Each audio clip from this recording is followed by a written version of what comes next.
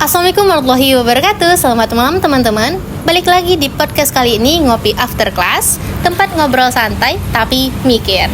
Nah, kita akan membahas tentang fenomena yang lebih banyak di media sosial. Itu ada satu kata, no viral, no justice. Nah, kenapa ya?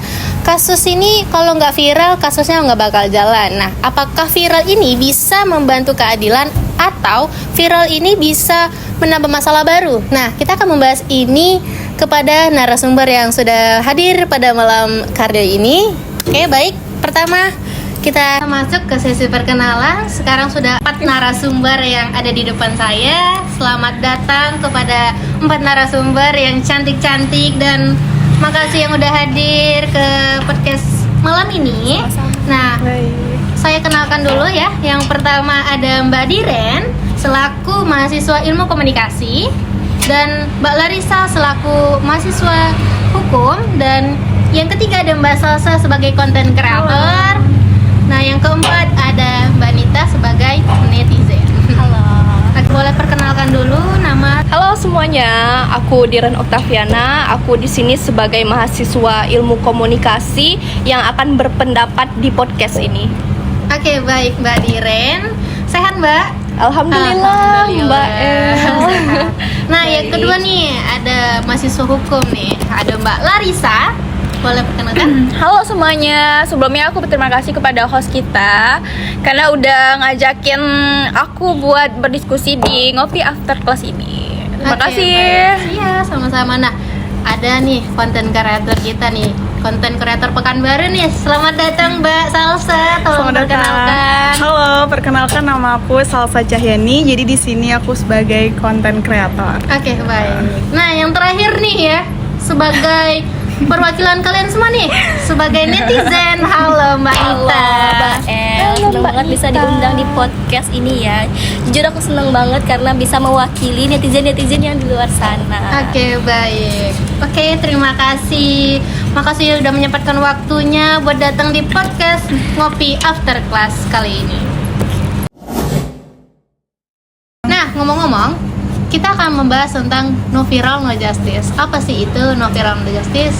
Mungkin bisa dijelaskan ya Mbak Diren, apa itu no viral no justice? No viral no justice pada dasarnya adalah suatu kasus yang viral terus cepat ditanggapi. Jadi aku sebagai mahasiswa Ilkom banyak sih kejadian kayak yang bukan menjadi kasus kami, tapi kami juga ikut berdampak pada kasus tersebut. Karena apa? Karena viral, jadi cepat diadili. Tapi pada dasarnya cepat diadili suatu kasus itu bukan hanya pada saat dia viral saja. Semua kasus harus diadili. Oke, baik. Berarti viral ini seperti kayak tombol gas gitu ya? Bisa jadi sepertinya. Nah, kalau untuk tentang ilmu hukum nih, gitu kan, apa nunggu viral gitu? Hukum ini apakah dia harus nunggu viral?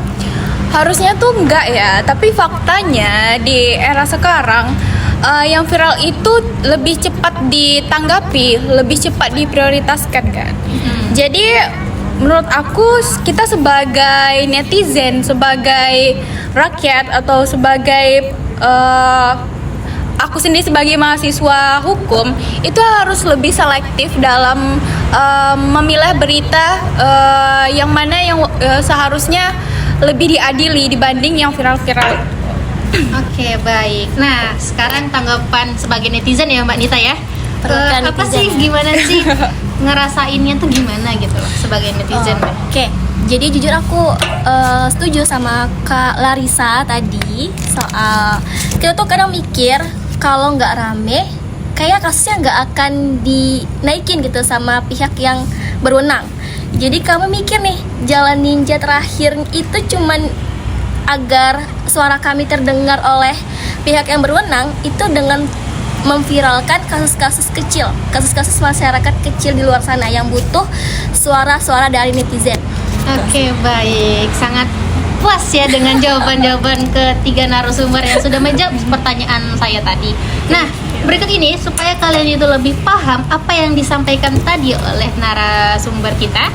Berikut ini saya akan tampilkan video-video yang no viral no justice ini ya. Oke. tenang dulu ya, tenang dulu. Ini ada peran penggantinya. Tenang dulu. Sulit sekali mencari keadilan. Sulit! Wah, ikut! Sulit mencari keadilan. Kelas tutup-tutupin. Abangku dirame-ramekan. No viral, no justice. Itulah sekarang dipakai rakyat sebagai slogan perlawanan ketidakadilan. Itu no viral, no justice, Bang. Ya, terus? Kalau tidak meledak di media sosial, Ya. tidak ditelusuri, tidak ditindaklanjuti laporannya. No viral, no attention, no justice. Ini juga pelajaran bagi kepolisian di tempat-tempat yang lain. Ya, apapun kasusnya, siapapun pelapornya, itu perlakuannya sama di muka hukum. Ya, Polri di bea negara dikasih kewenangan, dikasih perlengkapan untuk penegakan hukum. Siapapun yang bermasalah dengan hukum, tidak pilih-pilih, kerjakan itu. Nah, dari video-video yang udah viral tadi yang sudah ditayangkan, maksud dari viral ini bisa menolong atau malah bahaya. Nah, jadi viral ini kan bisa ada resikonya, ya kan? Nah, menurut Mbak Salsa, sebagai konten kreator, netizen ini perannya tuh gimana sih menurut Mbak? Nah, kalau menurut saya sebagai konten kreator, netizen itu sering kebawa emosi. Jadi data-datanya yang belum lengkap, data-data yang belum fakta, tapi opininya sudah kemana-mana. Jadi ini sangat berbahaya nantinya untuk seseorang dan dapat merusak reputasi. Begitu. Oke, setuju ya dari jawabannya. Nah, kalau dari etika media nih, bagian mana sih yang sering kebablasan? Mungkin Mbak Diren bisa menjelaskan. Kalau dari etika media itu tadi nolong atau malah bahaya ya. Etika media itu sangat amat penting. Bukan hanya mahasiswa, apalagi saya mahasiswa ilmu komunikasi. Bukan hanya mahasiswa, tapi semua oknum yang memakai sosial media itu harus ada etikanya dalam menggunakan. Lalu soal verifikasi dan praduga dalam suatu kasus itu boleh, tapi jangan lupa cek fakta. Oke, berarti kita harus ngecek faktanya dulu ya. Benar dari banget. video yang viral-viral Boleh ini ya menduga. guys ya. Nah, untuk Mbak Nita sebagai netizennya itu pernah nggak sih ikut share juga apa-apa yang viral-viral ini? Nah, ada merasa menyesal nggak di belakangan gitu? Kalau pernah sih pernah banget lah ya. Kadang kami juga nge-share video tersebut tuh karena kami berempati terhadap korban. Tapi setelah dipikir-pikir kami juga takut, karena takutnya itu berdampak juga sama orang yang nggak bersalah gitu. Karena kan kadang opininya belum tentu benar nih. Kadang kami suka nge-share aja karena ya itu kan kami takut karena kami punya rasa empati gitu loh.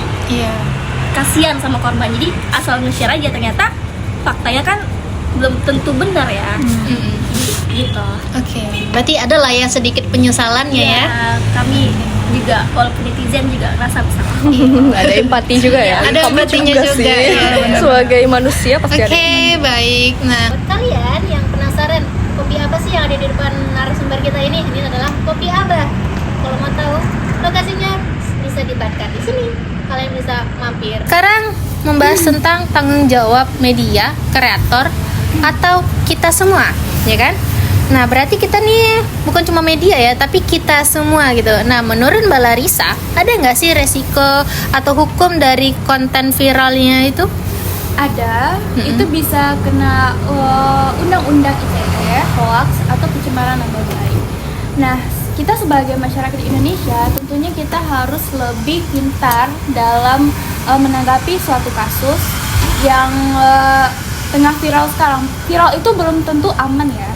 Jadi hal-hal yang misalnya diomongin sedikit, oh dia gini, belum tentu karena dia viral itu sudah pasti benar.